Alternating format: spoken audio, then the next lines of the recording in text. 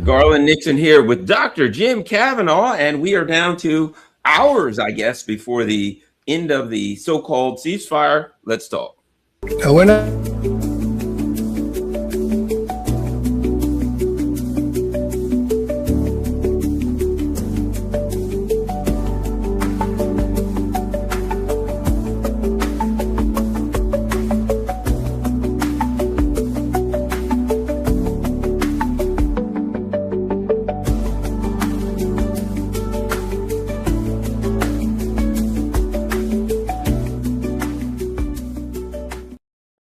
Hello, Garland Nixon here, and we are Dr. Jim Kavanaugh. Let's see. Hold on.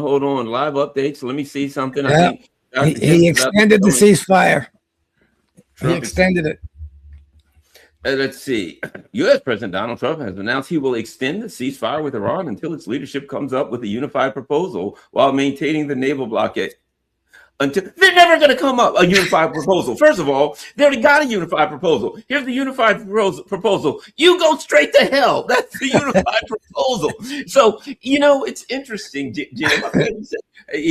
Jim stopped me right away. No, it's not. You're like, how's Trump going to wiggle his way out of this one? He does not want to go. He personally doesn't want to go back to war. It's hell to him. How does he keep this thing going? If I'm Iran, I'll probably keep rolling. I got times on my side. Jim Kavanaugh, make some sense of this. And I'm sure you're behind this thing. I'm sure you called Trump and came up with the plan, Jim.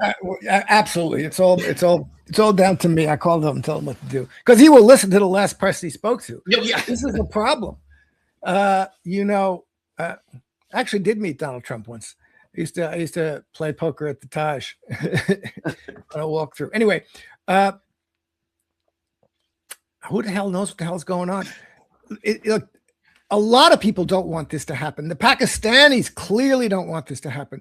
They urge Trump to do this. There's a lot of people saying, "Don't do it. Don't do an attack. Don't do it. Keep the ceasefire on." It's an indefinite extension of the ceasefire now. He hasn't put a date limit on it. So I don't know what he's going to do. He's got the devil in one ear and the other devil in the other ear, and every day they're telling them different things. And I don't know. The Iranians were very smart. They said today, we're not sending anybody. There's no use. So they're sending Vance to talk to himself. I mean, it's and Trump had gone, we take Vance out of this negotiation. No, we'll put him back into the negotiation. This pressure on everybody not to go into this damn war. Now, and it's bad for business. Obviously, they're looking at the financial ramifications of this, the gas prices, the gas shortages. This is not going to be a matter of price. It's going to be a matter of the gas and the natural gas and all these fundamental chemicals are not going to be there. Fertilizer is not going to be there, everything. So it's going to destroy the world economy, and they don't want to happen. And they want to think there's a way out of it. The problem here is this is just deferring the inevitable because there's still no way out yet. He's saying he's going to keep the blockade, the American blockade. The Iranians aren't just going to open the Strait of Hormuz. The Chinese are talking about that. But, we're on this crazy situation where everybody's waiting for the other shoe to drop. And no, we all know that it can't go on like this, but it's going to be even worse if something else happens, So you're relying on, this person who is in charge of the American polity and the American military, who is completely inconsistent and incoherent and doesn't really know what he wants or can't formulate what he wants. And you've got these wild cards of Israel, especially, which is going to try and make they want this to happen. They want a war to happen, and they're going to try and make it happen. And you've got Russia and China who don't want the war to happen, but they're going to have to at some point say, we too give up on trying to persuade we're not going to try and pressure Iran anymore to negotiate because there's nothing to negotiate. And we agree with Iran on that. And we will just back up Iran to the hilt. So, and it's unclear whether they're at that stage yet. I think China is certainly getting to that stage. China is really pissed off at the Americans. So, we're on tenterhooks. And Lavrov has said a couple things. I think still there's I said yesterday, 70% plus chance that there's going to be a military attack from the United States. I'll stick with that. But who knows? when, I don't know. I will not call off that possibility until the Americans actually draw down their troops and withdraw their troops from the area, which they're not doing. Right. Well, a couple of things. Well, Lavrov actually recently said, this is not just about Iran. This is about controlling the global oil supply, right? And deny it from different people, which obviously there's a part of that that's very, very true. You know, they're trying to blockade here and there in Venezuela. There's certainly we're going to be the world, we're going to be the controller of the world's. I mean, it's crazy, isn't it? We're going to control the world's shipping lanes. And that can only work as long as people are fairly passive. If Russia and China say, no, you're not, we're going to go toe to toe, we'll have to back down or get our ships blown up. That's crazy. But here's the thing. I think, Jim, to an extent, time is on Iran's side. So I think it's wise for time, because Iran could just say, nope, we're starting a war tomorrow. We're not doing the ceasefire. You are. But I think it's wise. Iran's played their hand very, very well. And I think they're like, you're concerned about number one, you're concerned about the midterms. And when we get into June, there's going to be heavy voting going on, right? When we get into June, there's going to be a whole lot of primaries going on. And now you're going to be scared to death of that. And we'll get closer to the midterms. And it's driving season. You're afraid of, if you go back, the price of gas is going to go through the roof. So there's a lot of pressure on Trump, I think. And to add this, and if we're saying this is a 12-round fight, they won the first 2 rounds. So guess what? You want to rest after I won the first 2 rounds? Right now, if it as in baseball, if it's a rain out, I won. Right? Yeah. So I can say I think it's wise for Iran to say we're going to kind of play our hand from a passive perspective and continue what we're doing. And the Iran closure of the Straits of Hormuz versus the U.S.'s blockade or whatever kind of, I think, it works in Iran. So anyway, Jim, your thoughts? Yeah, well, I think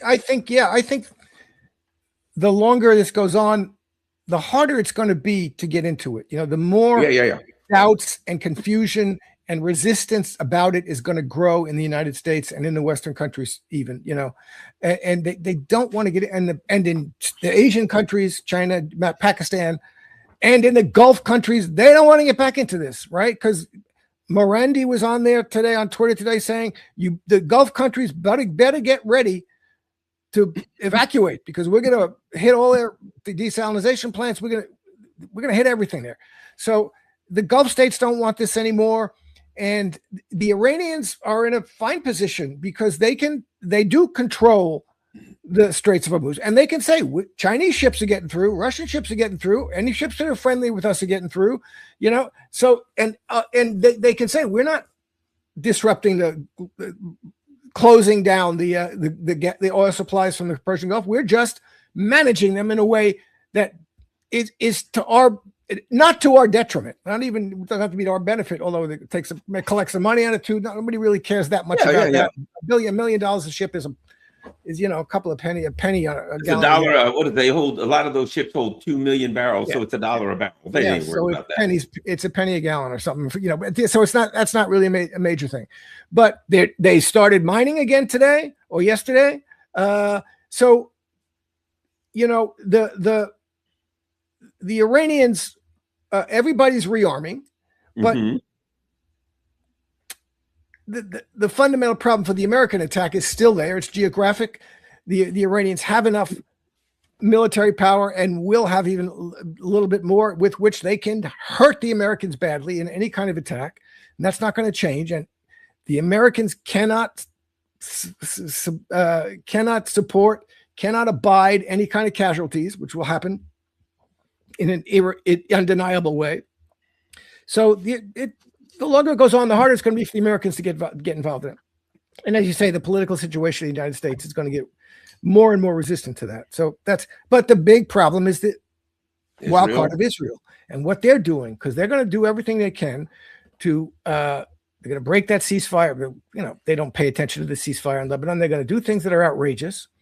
Will the Americans, they did board an Iranian ship, which apparently was heading to China, and China is furious about it. And China now maybe is moving naval assets towards towards the mouth of the Gulf.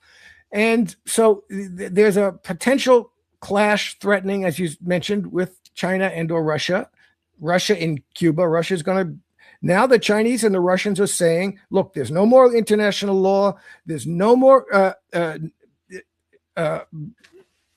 law of the sea. The Americans have completely destroyed that. They're claiming, as you say, we're going to go after ships anywhere in the ocean. Ships that are in international waters are still governed by American law. And the Chinese and the Russians are saying, no, we're not going to abide by that. So all of these things are going to come up. It's impossible to know how and when and what the specifics are going to be. But we're still in the middle of a load of bad news. Well, how about this also? And Trump's supposed to be meeting with China next month.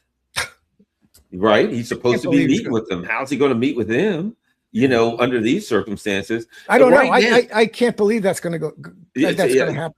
Exactly. See, the thing about it is this: the U.S. is in a tough spot. Trump was supposed to meet with China because they have a 1-year agreement, right? And that, I think the agreement comes up. They've got like a 1-year kind of trade deal agreement that he's supposed to meet with Xi, and then they're supposed to iron things out. But they only got a year. If he doesn't meet with him, does that trade agreement, are they going to, and if they say, well, we just want to renew it for a year, what if China says, no, we are either going to meet, you will meet with us and get an agreement or not, right? And there was an article today, Politico, wherever, that said, it went about how the U.S. has used 50% of their long-range strike missiles, 75% of this, basically saying we're kind of getting demilitarized. Do we really want to go back in this? I don't know how much. I don't know what the real numbers are, but Iran is ready for a war of attrition, a slow, long war. The U.S. can't do that. Yeah. So if we go back into it, then they're going to try to drag it out. As I said, all along, it's just everything says if you're fighting the big, it's like an alligator. It's a big muscular thing, and it can take off and chase you and catch you if it catches you in the first 20 yards. After that, it's got to rest for an hour because it's all muscle, and all those muscles build up lactic acid. It can hit hard, but that's all it can do. That's the U.S. The U.S.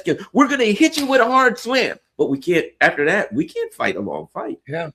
And so that's the only thing the U.S. can do, and it doesn't work anymore. And we have no air defense. So realistically, I've been saying, I thought we were just going to go back in and attack, but I don't militarily see, now that the earth has changed under our feet technologically and militarily, how we do that.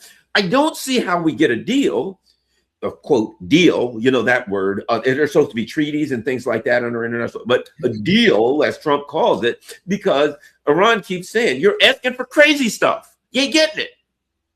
So now what do we is this the Korean line here where we're on one side and the Iranians are on the other side for the next 40 years, for God's sake? You're breaking up. Your audio is breaking up. How about now? Any better? Can you hear me?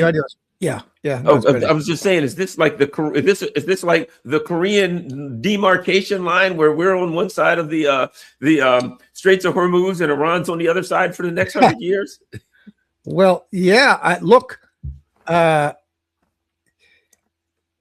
Again, I don't know if that would hold like that. And again, the anything that keeps the Iranian regime in power, and again, I'm not using that word negatively, it's just the Iranian Islamic Republic polity coherent and in power and in charge of itself, and doesn't demand that it disarm its nuclear missiles or ballistic missiles, and bend the knee to Zionism and Israel, is good. And that, if it becomes the case, obviously, that the United States cannot attack Iran, and that's kind of everybody recognizes that, including the American politicians, that's in fact the case now. And whatever Israel wants, we're just not going to do it again. That would all be very good. And the sanctions that are on Iran, if the Americans don't release the sanctions and release Iran's money, Iran can live without it. Iran has been and can, because they'll get more and more support from China and Russia. And the more and money from the Straits of Hormuz. The more everybody is confident in the Iranian regime to stay where it is, the stronger they're going to get, and the fact is, these Gulf countries are going to say, I think UAE said it today, we don't want any more war with Iran. We don't want any more of this crap. And they're one of the strongest countries. So the fact that if the Gulf countries say to the Americans, we don't want you, I think UAE said that. We don't want these bases anymore. They don't protect us. They're not a strategic benefit. They're a strategic detriment to us. If the Americans are kicked out of the Gulf countries as a military presence, they can, have their ships running around trying to catch any boat that's not protected by the Russian and Chinese Navy. But that's just they're going to look like fools. The Iranian regime, the Iranian management of the Strait is much more rational and much more understandable to everybody. We're going to let anybody through who's not a threat to us. So pick, not the Americans, not the Israelis, but everybody else will go through. Yep, pay a reasonable toll. $1 a barrel is not an unreasonable toll. No. So you pay a buck a barrel. That at this point they'll be happy to get through. So Iran, here's the thing about it. I can make this argument. People are like Trump may just walk away. This is his kind of way of walking away in the short run, saying, look, I can't politically, I don't know how he would be terrible to go back in there. And then the market would go to hell and the prices would go through the roof. And God only knows what Iran's got up their sleeve, because I guarantee you they got something up their sleeve, right? That he doesn't want to go in there. And then all of a sudden they get shit. Or Iran, they said it'll go global. What happens if our bases in Africa, AFRICOM start getting hit and it starts spreading to Africa and they start doing things like that? So he didn't want to do that. I think in a way, isn't this kind of his way of walking away, at least in the short term? Well, yeah, I'm sure that's a huge part of it psychologically for him. But again, I just don't know to what extent he can maintain that consistently. He's under a lot of pressures, and there are going to be pressures from not just from the Zionists and the American Zionists, the Lindsey Grahams and such, and it's going to be clear that Iran has won this battle if it stands upright and stands still and maintains its integrity and coherence and becomes stronger in the eyes of the world. Right now, Iran is much stronger in the eyes of the world than it was a couple of months ago. It's it's a major power now. Everybody sees Iran as a major power. As I said in my article, it was amazing to everybody. Nobody thought that Iran, faced with two nuclear powers, both the United States, which was considered the biggest military power in the world, and Israel, which was considered the biggest military power in the region, and both nuclear powers, that Iran, if they wanted a ceasefire, would not say, oh, yeah, sure, we'll take a ceasefire with you guys. We don't want to fight you. No, they're saying, no,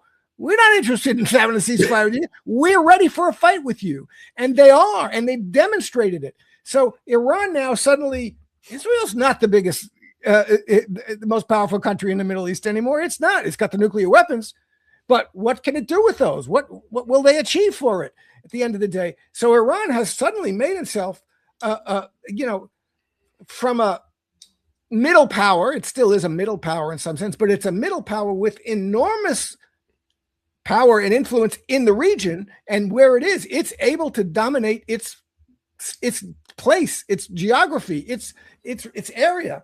And that's there, and it's not. I don't think that's going away. I mean, that's what they're now going to say to themselves. We're not just here to make a strike on Iran and intimidate it. We're here to reverse this victory that Iran has won, and we have to reduce Iran to something that everybody in the world recognizes now is a completely defeated power and does not have any ability to resist us. And how can you do that? That's it's not possible, really. So, I mean, well, nuclear weapons, that's the thing again. And I would still say if this continues, there'll be nuclear weapons used. I don't necessarily think they're going to have the effect that the Israelis and the Americans would want, but they'll be devastating. And it'll be a worldwide war in some way. But the situation is extremely tense and dangerous. And you've got this, not just Trump, but you've got a whole faction of the business class who are saying, we don't really want this war.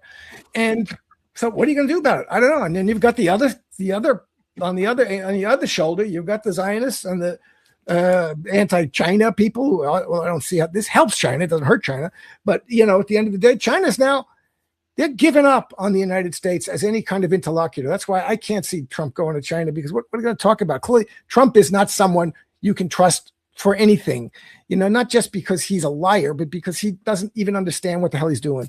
So this is, that's the way he lies. But so the world is in a mess, and China and Russia are going to have to step in militarily to put some kind of spine and some kind of consistency into the world order in the Middle East. And that means stepping up against Israel, because that's now, again, you got to see this. Israel now is the wild card, and the Americans have to stop arming Israel, not stop selling arms to Israel. That's a new game they're playing. Oh, we're not selling any more. We're not going to give any more arms to Israel. We'll sell them.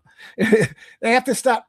We won't give any more arms. We'll sell them. So you give them the money from one way, they turn around and sell it. No, they have to stop selling and giving arms to Israel. So, they have to cut themselves off from Israel and Zionism. And if they don't do that, Israel's going to keep doing whatever it wants to do. Israel has to stop, from the American side, having impunity and unconditional support.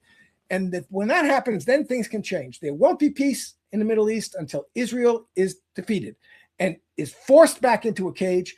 And that won't happen until the American Zionism is defeated. Yeah, a couple of things. The White House officially, make no mistake, President Trump won't drag the United States into another disastrous deal with Iran. It wasn't the deal that was disastrous. It was getting out of the deal that was disastrous. But then they go on to say, okay, so what are they saying there? He's saying, I'm never going to accept Iran's demands. That's what he's saying. I'll never accept Iran. Now, then it goes on to say, listen to this. Okay, make no mistake, Trump will never drag. So I'll never accept their demands. Next, listen to these next 5 words. If a deal happens under Trump, it will guarantee security, safety, not only for Israel, blah, blah, blah, blah, blah, America and everywhere else. If a deal happens. So he's now saying, we're not going to take their demands. And we know that their demands are beyond a red line. Their demands are, we won the war, and we get, what is it? Vi victus, woe to the vanquished, right? What is it? The strong do what they can and the weak suffer what they must, right? I can go on and on with it, but here's the thing. You lost. And they're saying, we won, we get the deal. And you said, we'll never take the deal if a deal happens. So what you're saying is, hey, man, we ain't even going to call it a victory. Kind of hard to call it a victory. We're just going to say, we'll cease fire for another 30 or 40 years, and we're just out. It seems to me and to be quite honest, given the political implications, I don't see what else they could do. I know. They can't really go back and fight. Not really. Politically, it would be disastrous. Yeah. Economically, it would be catastrophic. Everything. Political catastrophe, economic catastrophe, everything would be a catastrophe. And then you'd have no way out of that, and you'd be running out of weapons. And I think this is it. I think they're walking. And if I'm Iran, I take that, because you have fought 2 nuclear powers. You have punched them in his nose. You have elbowed them in the groin. You have stomped both of them. You've given the old 3 Stooges boink in the eyes. No nuclear weapons. You made your point. Yep. Now you got to place a little bit of handsies in the Persian Gulf. Well, guess what? Your buddies ain't going to be happy either. So you're going to get some help there. You can do that. Nobody's going to be happy about that. Yeah. And a bunch of ships are now going to call Iran from all over the world and say, look, where do we pay that toll now? Yeah. Where do we pay that toll? Right? Okay, well, the money's on the way. We want our ships to come. Turn around and say, hey, let's go. Let's do it. Yeah. This thing can work itself out in the Persian Gulf. Yeah, it can. I mean, again, there's a war going on. Israel is involved in this war. Yeah. And Iran is going to have to decide, everybody's going to have to decide. Now, what's going to happen in Lebanon? The people in southern Lebanon are trying to come back to their villages. And Israel's blown up the villages. I mean, this is, again, is there going to be some real caging of Israel putting it back in its cage and not allowing it to destroy southern Lebanon and occupy southern Lebanon? I don't know. Will Iran agree to a ceasefire with Israel? I mean, is there a ceasefire with Israel? So this is what again, that really could mess this game up. If this were just the United States and Iran and China and Russia, and this could work, you know, and everybody would just pretend that there was a war or that wasn't a war, and we'll just keep this kind of truce, as you say, this Korean style truce going for 30 years. But there is another war going on here, and it's the war. It's the Israeli Greater Israel Project, and it's the Zionist Expansion Project, and that war is an American war too. It cannot go on. The Israelis have said it 100 times. Every bomb, we can't do this for a day without American weapons. And so that's where, you know, if the United States doesn't want to get involved in a war, they have to give up their support of Israel. And I don't know what to say about it, but otherwise we might get stuck in a war again, because we're really in this situation. Is the United States politically capable, the ruling class of the United States, of letting Israel be defeated? It'll let itself be defeated before it let Israel be defeated. And I don't know. I don't know what's going to happen. We're in the hands of people who are lunatics. I mean, from Trump and Netanyahu and the whole Israeli cabinet. I mean, and they're really lunatics. And I don't know who's not a lunatic below Trump. I mean, you know, the line is that J.D. Vance doesn't want this and the military doesn't want it. And maybe that's true. But we can't see that for sure until Trump gets out of the way. And the adults in the room are the Russians and the Chinese and the Pakistanis and the Indians, and you know, but they have to decide how strongly they're going to try and take charge of the situation. What's really interesting is that it's already diplomatically, it's amazing. The Americans are gone. People are talking to Russia and China, the Gulf countries, everybody, the Asian countries. They know it doesn't make any sense. The United States is not ruling over creating the diplomatic structure or the diplomatic apparatus which will solve the problems in the Middle East. They're out of it. Nobody wants to talk. They can't be trusted for anything. So they've got to have someone come in who both diplomatically and militarily backs up some kind of new security architecture in the Middle East.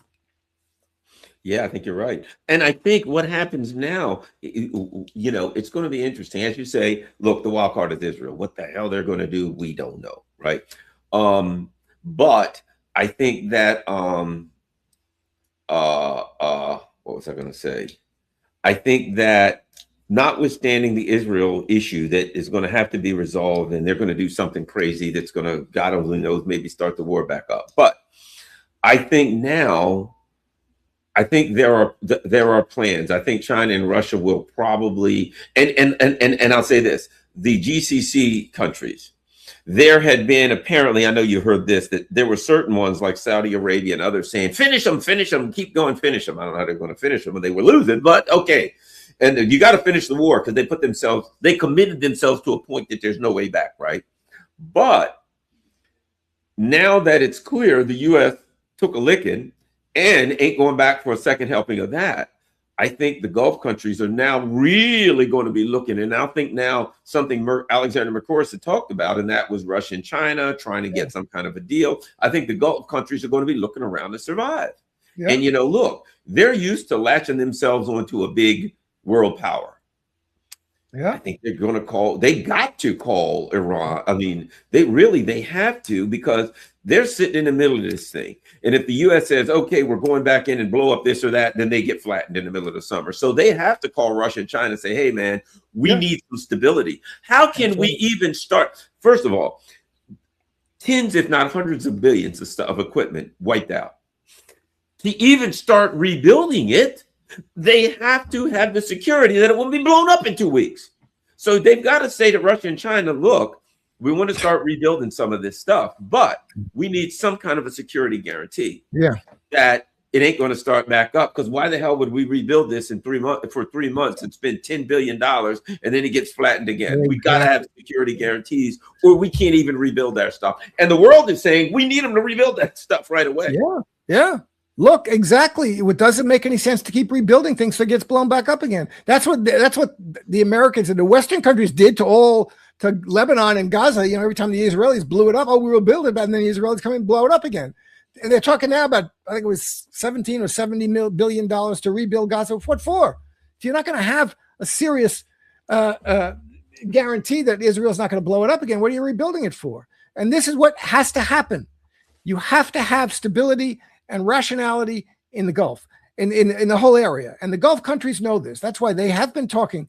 I think the Saudis have been talking to Russia, and the UAE has been talking to China, and they've been, they are going to come to an understanding about this. No more wars with Iran. That prospect is over. Whatever you deal, look, China was negotiating treaties and relationship between Iran and Saudi Arabia very well last year and the year before. They were advancing on that front. But if you're in bed with the Americans and the Israelis, you're never going to get out of this. Okay, so the Gulf countries have to take a position clearly. We're out of it with the Americans and Israelis. We're out of it. This is not the game we're playing anymore. Pleasing the Americans by going into the Abraham Accords and recognizing Israel. We're not going to play that game anymore. We don't give a damn about Israel, and we don't give a damn about the United States. They've been feeding Kushner and they've been feeding the Trump family billions of dollars. This is incredible, this corruption. And now they're going to say, we don't care about it anymore. We have countries that are going to help us develop and help us be stable and keep us out of war with Iran, with Israel, with whatever. We're not going to go to war with Israel, but we're not going to go to war with Iran either. And because Israel and the United States want us to. So American bases are gone. American troops are gone. The American framework, the American-Israeli framework for the Middle East is gone as far as we're concerned. But that has to be replaced. And it's going to have to be replaced across the board. And someone is going to have to be the guarantor of that. It's going to have to be the diplomatic lead on that and the diplomatic mediator of all that. And also going to have to be essentially the guarantor of that. And it can only be something like Russia and China, maybe India, maybe Turkey, but I wouldn't trust Turkey as far as I could throw them. So we're going to have to see how that works out. But this is what's developing out of this. This is what the positive effect of all this is, that the world is inexorably moving in that direction. They're moving away from the United States. They're moving away from this ideal. The United States manages the world and certainly manages the Middle East, because the United States managed the Middle East in ways that benefited Israel, period. That was their primary concern for the Middle East, is protecting and advancing the cause of Zionism. And that has to end. Russia and China don't care about that. They're not particularly anti-Zionist necessarily, but they're not Israel's lawyers the way the Americans were, and Israel's bodyguards. And so that has to end. But it's going to be unstable for a while, and it's going to be tricky to see, because Israel's the party here that has a lot to lose. They want the Americans to be managing the Middle East, and that's going away very quickly if it's not already gone. And they hate that because they're going to lose by that. Whoever else comes in, they're not going to be as interested in humoring Israel and its ambitions. So we're going to see. I don't know. We're in a period of change and momentous change and positive change in the sense that I think it's going in the right direction, but we're facing the possibility of conflict before that happens. Here's something interesting. Advisor to the Speaker of the Iranian Parliament, Mahdi Mohammadi, quote, and this is his tweet: Trump's ceasefire extension means nothing. The losing side cannot dictate terms. Sounds like me. You must be watching my show. A continued blockade is no different from bombardment and must be met with a military response. Furthermore, Trump's ceasefire extension is certainly a way of buying time for a surprise strike. The initiative is Iran's to take, right? So Iran is still saying, and validly so, look, you said there's a ceasefire. That may mean you're going to attack us tonight. Yeah. That may mean you're going to attack us Friday, this week. Come on. You're setting up. Oh, what, you don't have the assets in? They have no reason to suspect that you will do anything else other than claim a ceasefire and attack them, number one. Number two, and that's the point, a naval blockade is an act of war. So you're asking them to observe a ceasefire at the same time you commit an act of war against them. There's no guarantee that the Iranians are going to do that, because what are you going to do? Fire at one of their ships again? Yep. Boarded. Look, they held up the ship. They boarded. I don't know what they did with it. Did they seize it? I know they boarded it. I don't know what happened with the ship, but I know they boarded it and they fired at one of them or something. Yeah. But this is, look, that's a good point. And the fact that it's an indefinite ceasefire means there's also, you don't know when it's, you don't know when it's going to end. In fact, it can end at any time. Oh, the ceasefire is over. We just attacked. That means the ceasefire is over. I mean, if you say we got a ceasefire for 10 days, then you're kind of promising you're not going to attack in those 10 days. But if you say, oh, we're going to extend the ceasefire indefinitely, well, that means when you decide it's over, it could be a day from now or 2 from now, it's over. And it's over when we attack. So that's the other. And Iran is within its rights to do what it wants to do to defend itself about this. And the blockade is an act of war. I don't think the Iranians are going to attack American ships enforcing the blockade, because they'll stay far enough away. A and B, they're not going to have to, because again, Russia and China are going to be out there saying, no, our ships are coming through. So every ship in the world will register with Russia or China, and what the Americans are going to do. And also it puts the Americans in a bad position. Are they going to board and commandeer and steal ships going to India, ships going to Singapore, ships going to Africa, to Latin America with goods or oil or whatever from the Persian Gulf, from Iran? Then they're putting themselves up against the world. They're saying to the world, we're the ones who are preventing you from having normal relations, getting the supplies that you need. So it's Iran is in a relatively good position here, I think. Well, and here's the thing. China buys 90% of Iran's oil, right? So what you're saying is, well, I think the U.S. is saying other ships can go through, but Iranian ships can't, right? So what you're saying is this, that 90% of oil that China buys, we're blocking it. Well, my understanding is China is sending military assets to the region. China has way more ships in their navy than we do, right? They're not designed to project power, but they do have aircraft carriers, you name it, right? China apparently is going to send naval assets to the area. And I think at some point, China says to the U.S., those ships are going to China. Yeah. I think at some point, China has to say this. This is a blockade. We paid for that. That oil on that Iranian ship, we paid for that. That's our oil. And we're going to protect our investment. And if it's you versus us on the high seas or whatever the case may be, you're going to have to make that decision. I think China is moving in that direction as they send assets at some point. And here's the thing about it. Okay, to some extent, here's another possibility. For Trump to say, okay, we're going on a ceasefire and we're ending the blockade, he's taking an ugly beating at that point. You've been beaten.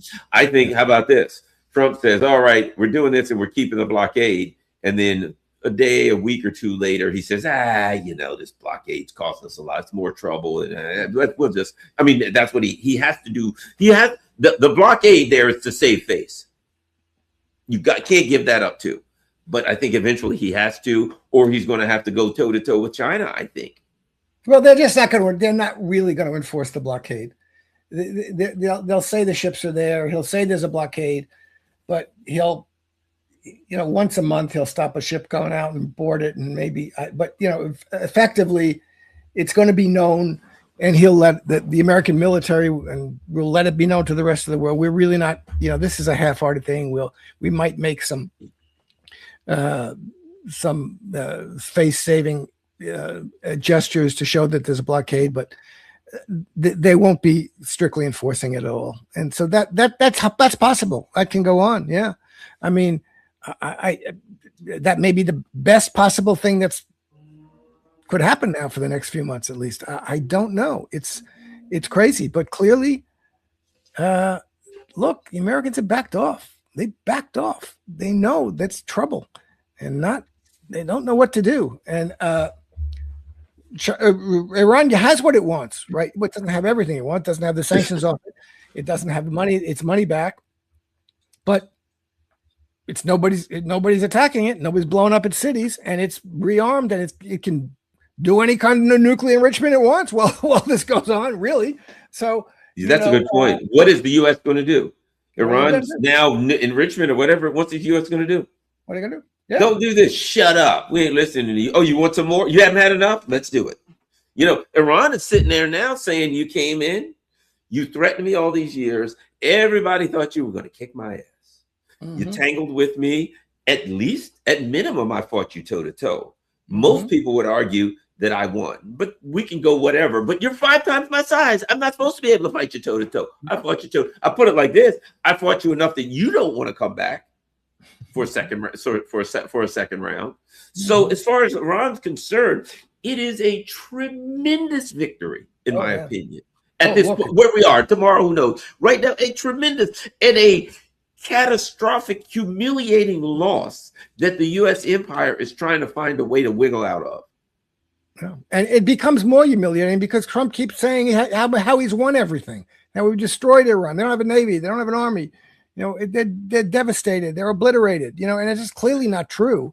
So, as long as he's blathering like that, it becomes more humiliating because it's embarrassing to see this guy talking this crap.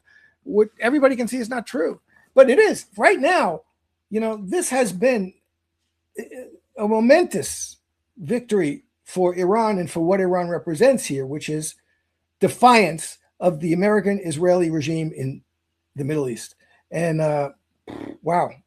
I'm reading something now. Iran will not recognize the announced extension of the ceasefire by the U.S. and will act in accordance with its interests. So here's the thing. Wow, I'm telling you. The U.S. is going into tomorrow. I'll put it like this. Again, if I walk into a bar and I walk up behind and I slug you when you're not looking, and you start getting the best of me and I say, okay, let's stop the fight, there ain't no guarantee that you're going to stop the fight. Yeah. And Iran is not afraid. Iran is determined. I ain't going to guarantee you that they ain't going to start throwing missiles tomorrow. I guarantee you they ain't. Well, what would they throw at? They throw at Israel. They throw at American ships. But you see, again, I think Israel's the thing they're going to throw at. Well, you know what they said? American bases. If there are any American bases left, what are they going to? But at this point, they don't want to, and they don't need to alienate the GCC country, the Gulf countries. No, anymore. Right? Yeah, I read that they had said that if the war started, Israel has a bunch of bases and stuff set up that they're occupying Lebanon.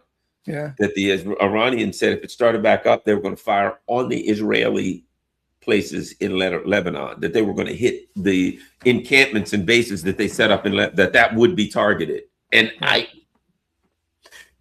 put it like this: they could very well say, "Look, the U.S., you guys have said that you're going to ceasefire. Israel decided not to. So, okay, if they want to ceasefire, fine." Yeah, they better obey the God. They say they're ceasefiring Israel. They better damn well do it. They're not ceasefiring. They're blowing up villages. We don't consider that. But Iran, as you're reading these things now, which I didn't see, Iran is saying we don't say we're ceasefiring. The ceasefire is over as far as we're concerned.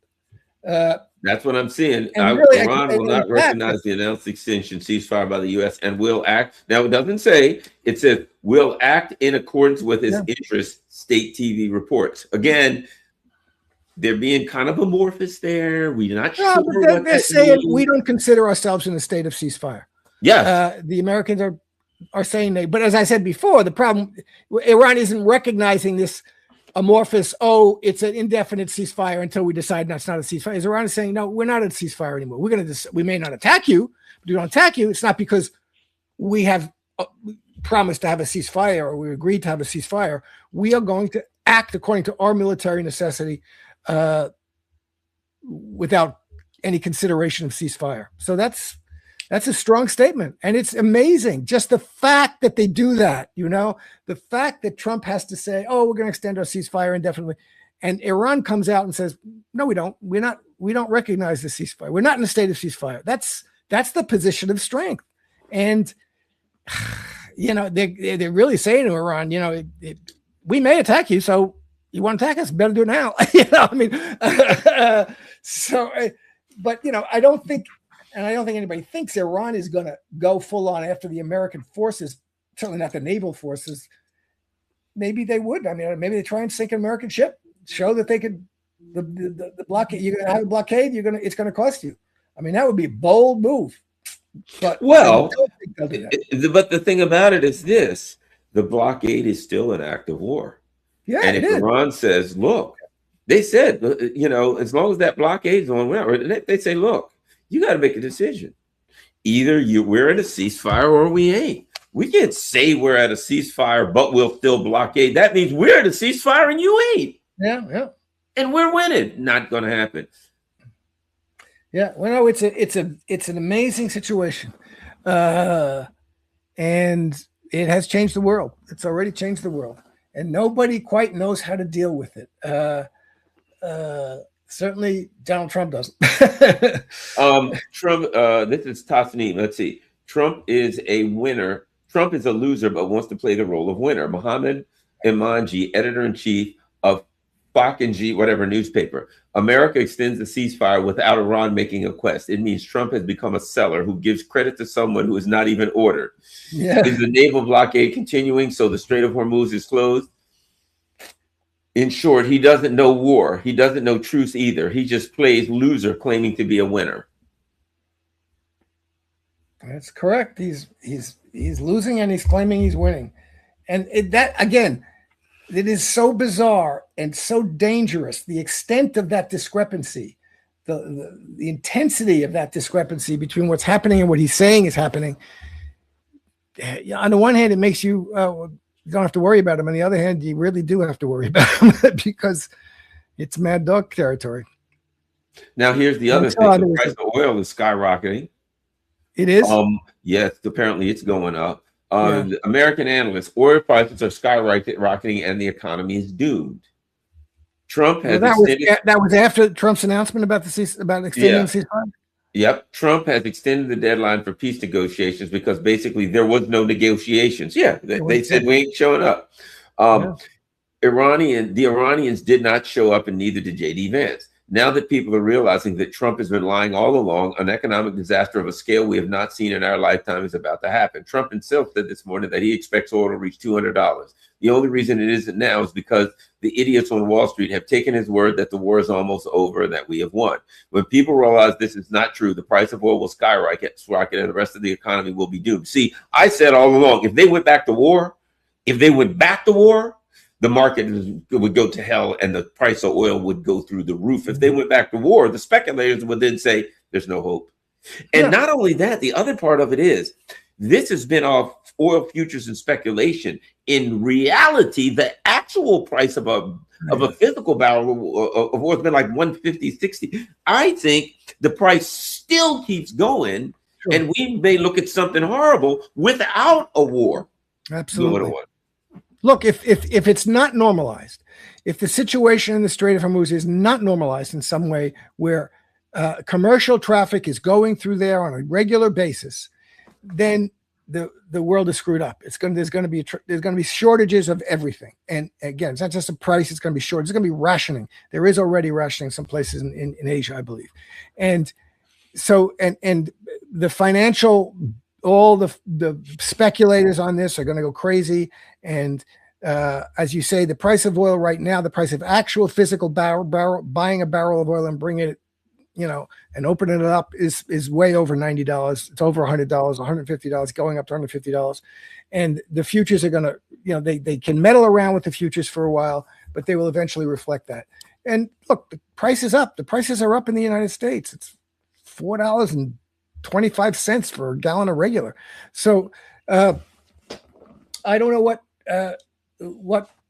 again, this is the other wild card in a sense that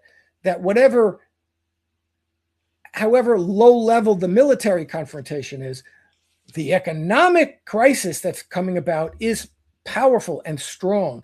And you don't stop it by just saying there's a ceasefire.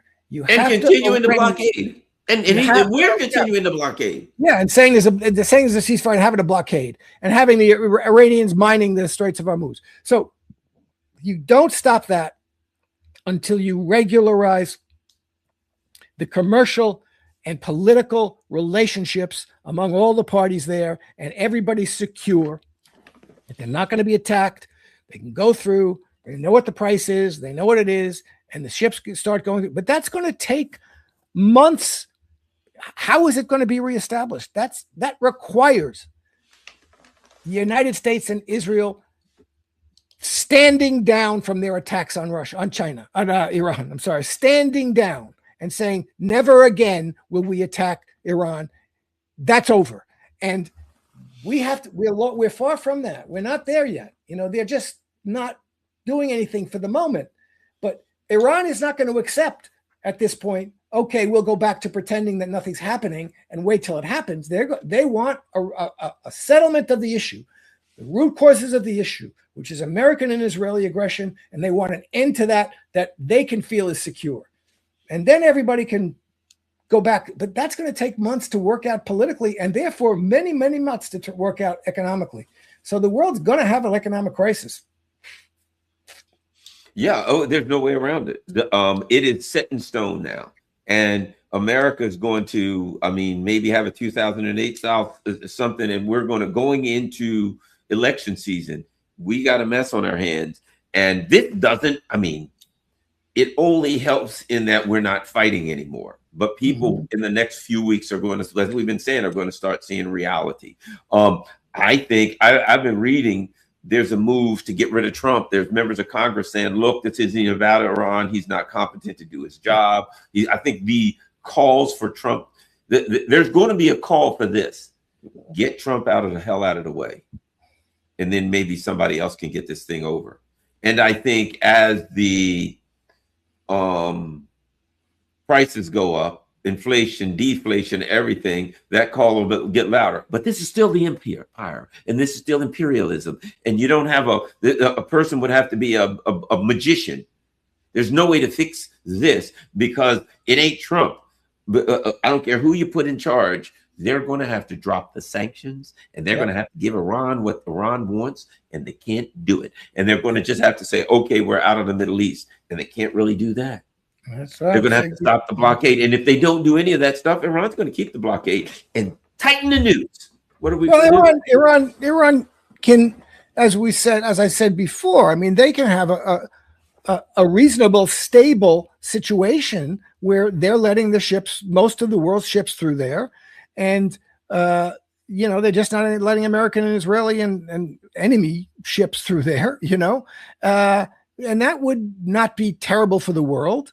But again, the root causes of this aren't going to be solved until the Americans get out of the business of managing the Middle East on behalf of Israel. And that's something going to be hard for any American president to do. But it's going to be, look, I would say this, actually. I would not be surprised if Trump were gone before the end of the year. Yeah. I think it's becoming almost necessary. Again, we've talked about this before, like Biden, they're trying to hide his incapacities, intellectual and mental incapacities. Biden's were easier to hide because Biden's incapacities were quiet and soft, more benign, shall we say? Yeah. Yeah, he wasn't blathering on Twitter or True Social every day.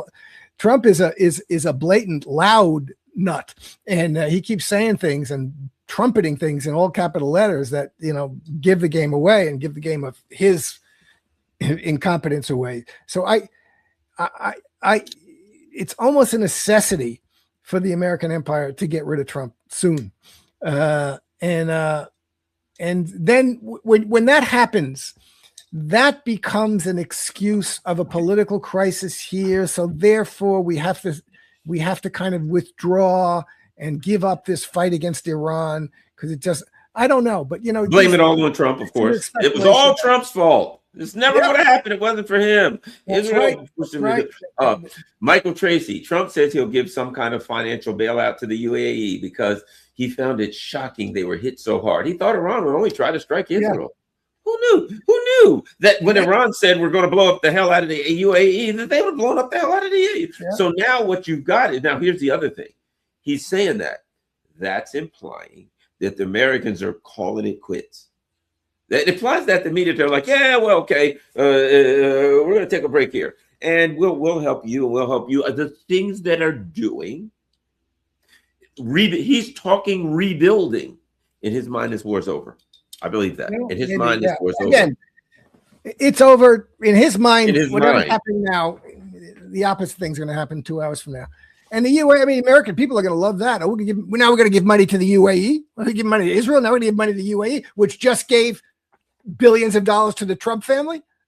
I mean, bought Trump coin, and who gave him the airplane, and blah, blah, blah, blah, blah. So this is nuts. So we're in the Middle East now to support Saudi Arabia and these Gulf countries, that's our job now, is to subsidize those countries. What are you, crazy? Again. Oh, there's no reason for this if you have normal relations between Iran and all these other countries. And the reason you don't know that is Israel. U.S. casualties in the Iran conflict are rising. Well, how can they be rising? The Pentagon has officially announced a new increase in the number of injured American personnel, reaching 415 troops, 271 from the Army, 63 from the Navy, 60. How are they explaining that? Well, wait a minute. Are they just saying these are injured? They're just injured. They're not dead. So now we're up to, I am at 415. You know what it reminds me of? It reminds me of, yes, the Iranians killed 3,000 people a week later, 4,000 a week later, 20,000 a week later, 30,000 a week. And I'm like, well, how do they keep killing tens of thousands more people when the doggone riots have been over for a month and a half? Yeah. So I guess now that it's over, so well, look, we knew now suddenly there was 13. So if we've got that many injured, how many are dead? Well, first of all, that ain't half the number of injured, and that's probably more like the number dead. So we're seeing, let's see. The only thing I'm seeing out here is, I don't see much other than we got to see what Iran's going to do. Now, what do you think? What are your thoughts on what you expect to see from Iran? Well, as I said, I think they'll, I don't think they're going to attack the American flotilla doing so-called enforcing the blockade. I don't think they'll do that. I think the chances of that are low, 10, 20%. I think they may attack Israel if Israel doesn't abide by a ceasefire in Lebanon. I think the chances of that are like 40, 50%. But I think what they'll do is work with China, especially, and Russia and China, to rearm and to rationalize their management of the Strait of Hormuz. I think they're going to, they have to make it clear to other countries in the world that they don't want to upset their economic situation. And if you're friendly to us, you'll have no problem getting through the Straits of Hormuz. What about the American blockade? Well, what do you want to do about it? You want us to do something? You want to do something with us? Maybe, but the only people who can deal with that are Russia and China, and China's the one that's really interested in that. So, and Iran could say to China, if you want us to, hit an American ship, you got to guarantee us you're going to support us. But the China will probably do what they do themselves, and I don't think the Americans are really going to be enforcing the blockade. So I think Iran is in a good position. They can say, we consider ourselves still at war with the United States. We are ready to fight. When we want to, we will. Right now, what we're going to do is make sure that we control and manage the Strait of Hormuz and what goes through it. And as long as it's not to our detriment, countries who are our friends can pass through, and we'll help them. Okay, here's for the Iran. I don't see what the problem is for Iran. Here's what the Iranians are saying. Press TV. One enemy misstep after truce, we strike where you are. IRGC commander to people. If the enemy oversteps and commits any act of aggression against the Islamic Republic of Iran after the ceasefire, the Islamic Revolutionary Guards Corps will target wherever the people want them to, the IRGC. So it sounds like right now they're accepting it. They called it a truce. Brigadier General, what's his name? Syed somebody or other, made the remarks in a message addressed to the people of Iran who have filled the streets and city squares for 50 days in support of the armed forces. The IRGC aerospace commander expressed deep gratitude to the Iranian people for maintaining their presence on the streets throughout this period. Your children stood by the missile launchers for 40 nights and days, exposing the arrogance of the global powers. And during the period of military silence, they remained vigilant, hands on the trigger, ready to defend this ancient land and its millennia-old civilization, he said in a message that was played in all city squares. He assured people that the IRGC forces are fully ready to defend the country from any potential aggression from the enemy.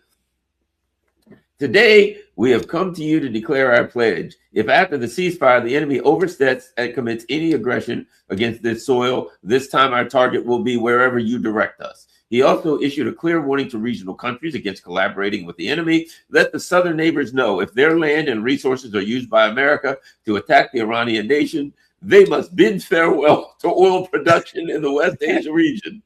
Kiss your ass goodbye. The 2-week ceasefire is coming to an end on Tuesday night in a stalemate over the next round of talks with the U.S. president unilaterally announcing its extension. Iran hasn't yet responded. It is warned that the illegal naval blockade must be lifted immediately.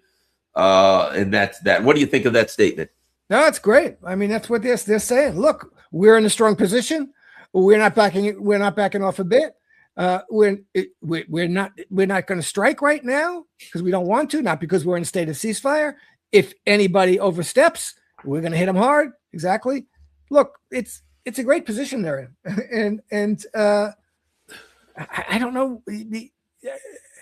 I don't know how the American government, the American regime can put up with it, and yet there's nothing they can do about it that would not hurt them even worse. It's terrible for them. Great for the world, I think. I mean, I just hope that, let's say in the next week, they do kind of rationalize the transit regime through the Strait of Hormuz in a way that's satisfactory to the Chinese and therefore to, the other countries in the world that are getting a lot of oil from Iran. And we'll see. And someone's going to have to try and screw that up. And the number one candidate for that is the Israelis are going to try and screw it up in some way. But what they can't do anything. If the Americans are saying to the Israelis, you don't get our weapons, then the Israelis can't do anything. This is the key. Everybody has to understand this. The Americans can control the Israelis. They don't. And they don't control them by saying we don't like what you're doing. They control them by saying no more weapons. End of the weapons. If you do this, we cut off all weapons. And they should be cutting off all. They should have done that a long time ago. But that's the message the Israelis will understand, and the only message. And that's what we in the United States have to do. We have to make sure that Israel gets no more weapons from the United States. None. They're not given to them. They're not sold to them. They're not traded to them, bartered with them. They're not dropped from balloons. They get no more American weapons. Your wars are no longer our wars, and we don't like them, and we don't want a part of them. Get the hell out of Lebanon. Get the hell out of Gaza. But, and stop attacking Iran. We need another kind of relationship with Iran. So that's what we Americans have to do. And because we're the ones who can control the Israeli wild card, as long as we have the will to do it. But right now, this political will is still not there in media and political classes that control the country. But it's been, the rebellion of the party, the Democratic Party against and the Republican Party against Zionist politicians is unbelievable, and it's great. So that's politically, as the midterms come, that's going to become clearer and clearer. Well, yes, I agree. And as the price of gas and as the economy really starts to pay, and it will really start to pay, as it really starts to pay also, then people are going to get angrier and angrier at Israel. They're going to get really mad as they start to really realize what's happened to them. Now, let me ask you this. Let me go the other direction. What if I make the argument that rather than the U.S. has to contain Israel, that the U.S. is happy to continue to arm Israel and to keep Israel out there stoking chaos in the region, causing problems, using them to step over the line, violate the ceasefire. You know what I mean? That they're like, there's a level of plausible deniability where they along with Israel get Israel to do all these unthinkable things, and the U.S. just pretends we're trying to control them, but they're out of hand. What do you think? I don't put that past the U.S. Well, I don't put it past certain factions in the U.S., and I think they, because there's Zionist factions, and they agree, they are consider themselves part of the Israeli strategy. They consider the Israeli strategy to be part of an American strategy, and they sold that to the American government and media and commentariat for a long time, that the Israeli strategy is part of the American strategy. So I think that that's not going to go away. That's precisely what we have to fight against. And I think it's easier to fight against it when you see that it's just not working. It doesn't work on behalf of the United States. It really doesn't. You know, this idea that and they believe it. I'm sure they do. Oh, this is part of the war with China. This is the Americans trying to take the oil supply of the world and keep it away from China. I'm sure there are people who believe that and are selling it to Trump at all. Okay, but you know it doesn't work in that way. It doesn't work that way. What you're doing is getting yourself into a war with China that you're going to lose quickly. You know, and China can get all the oil it wants from Russia. Really, I mean, you know, Russia will sell the oil to China. China has built up at least 6 months reserve of oil. And China is not going to stand for it. You're going to get into a shooting war with China over this damn blockade. So, you know, that's a line of thought that I'm sure that factions of the American political regime and political class have and sell to the American leadership and have for decades. And a lot of them bought it. But that's the effect, the force of that line is shrinking daily. Well, one of the things is the U.S. is militarily a lot weaker. You know, all this business about, we've got to be sending those weapons to Asia instead of firing them here. Well, number one, they would have, if we got the crap beat out of us by Iran, you really wouldn't want to fight China. Okay. But the other part of it is this: we've used up a lot of our stuff. We've got some of our ships have all shot up, and they're going to be getting fixed for the next. Literally, we got a number of ships that have been hit. They've got to get fixed and repaired. We've lost planes. We've lost refueling planes. We've lost a lot of assets, and we've used up a lot of stuff. And I think the U.S. is probably, as a result of that 40-day war, going to be years trying to restock. And as while we're trying to, quote, restock, Russia and China are still building more new stuff. Yeah. You know, there was a very good article. Where was it? In the Times or the Washington Post? I think the Times today, about how Russia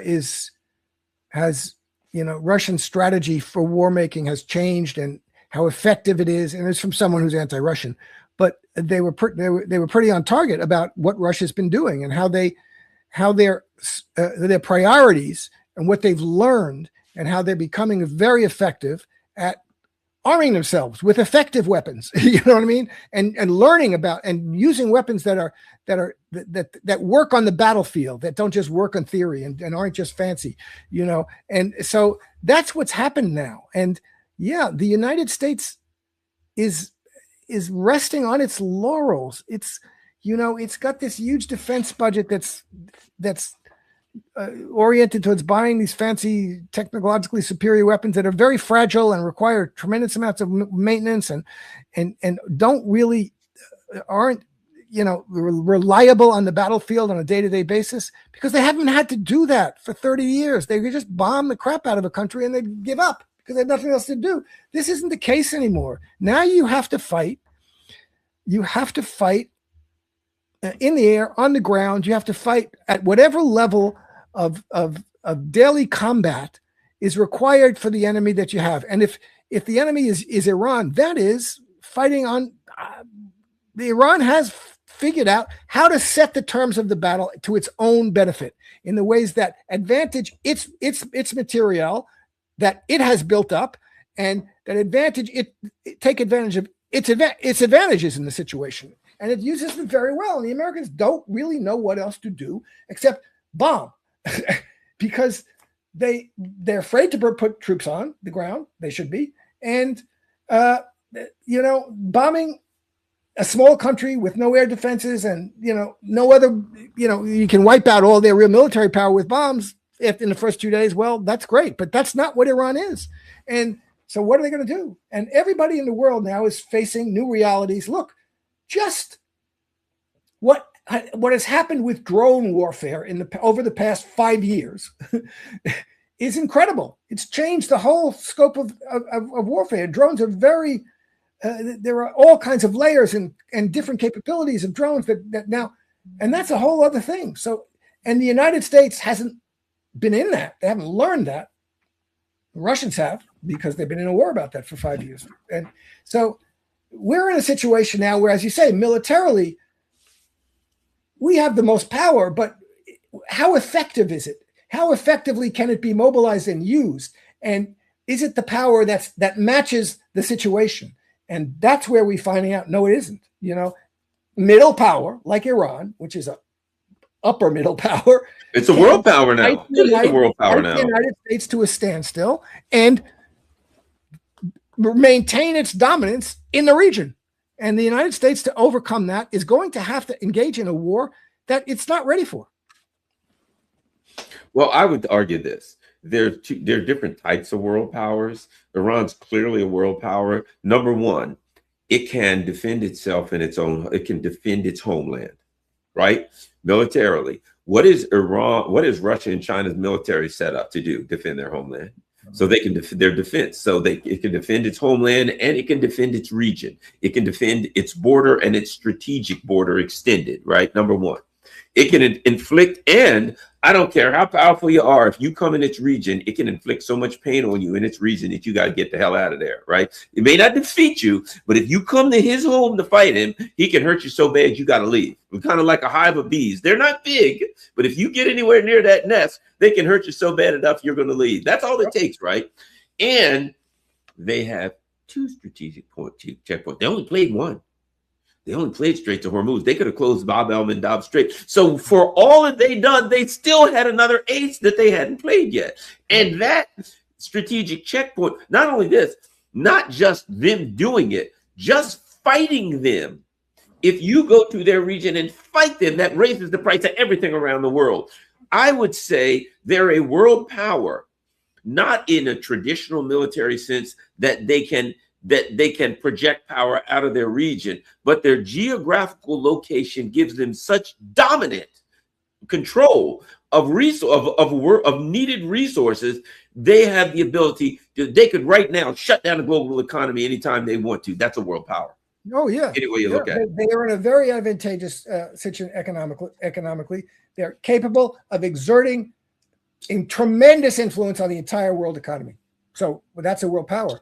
That's true. And I'd say very astutely, they say they control not only their country, but they control their strategic region. And that's what they demonstrated with the Gulf countries. You screw around with us, we can hit you in the Persian Gulf. It's not just, we're not just sitting here in Iran defending our geographical borders. We can dominate, we can exert our military power regionally. And that's very powerful. And it's very good. And that's what they've demonstrated. And it's changing the world. Look, it has changed the world, and nobody quite knows how to deal with it. Americans don't know how to deal with it right now, and the people in charge of the United States are really fundamentally stupid and in a strategic sense, and arrogant, and the complacence. They're still as I like to say, partying like it's 1999, and it is 1999, and they haven't figured out whose party this is right now. So yeah, and now I'm gonna have to get off soon. We're gonna go. Now we're gonna have to see what happens next in Ukraine. Jim, I gotta run too. Thanks a lot. Tell everybody where they can find you online. Find me at my Substack. Find me on X, Twitter at the Polemicist _. Buy me a coffee. go to my Substack. It's the best place to get everything I do. All right. Thanks a lot, everybody. And thanks to everybody. Patreon, buy me a coffee, all that kind of stuff. And of course, scrolling across the bottom, I got my P.O. box for the snail mailers. Thanks a lot. Thanks a lot to Jim Kavanaugh. We'll talk to you soon. We're out. Okay.